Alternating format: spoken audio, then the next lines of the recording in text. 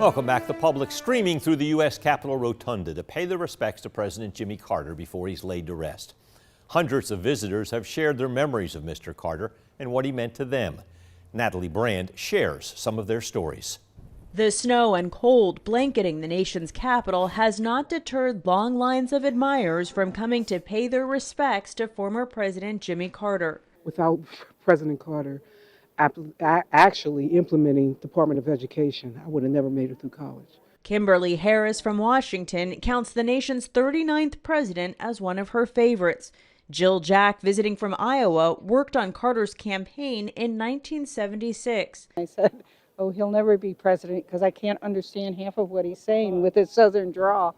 But then as he campaigned more, I thought, you know, as a Midwesterner, I thought, you know, he's got it. Others here for this national goodbye have special connections to Carter. Kelly Callahan has spent nearly 30 years with the Carter Center, focused on fighting disease globally in the most vulnerable communities. It's changed public health. It's changed the face of the neglected tropical diseases. This is a class of diseases that no one really talked about, no one really knew about before President Carter's post-presidency. Callahan says Carter's legacy is one of compassion. President Carter lived his life focused on the love of humanity and ensuring that the gap between the rich and the poor grew smaller and smaller and smaller. The observances honoring the former president will culminate Thursday with a state funeral at the National Cathedral and a hometown funeral in Plains, Georgia, where he will be laid to rest. President-elect Trump is expected to arrive at the Capitol tonight to pay his respects to President Carter. President Carter touched many lives. He meant a lot to so many Georgians. We want to celebrate the life he lived.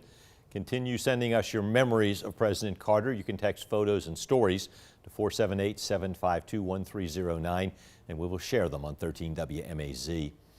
Let's take a look at some of your memories. A viewer sent in this photo of Miss Judy and President Carter back in 2006. Photo of Mr. and Mrs. Tripp from Dodge County with the Carters at his inauguration in 1971. Take a look at this photo from Gail Tricia Fogg. Her son Tracy was crowned Little Mr. Cherry Blossom in 1994. Jimmy Carter cut the ribbon during that opening ceremony. When they asked for a picture, he said he'd be honored to take a picture with royalty. As we continue to remember former President Carter, you can stream our special on 13 WMAZ Plus, honoring his life and legacy.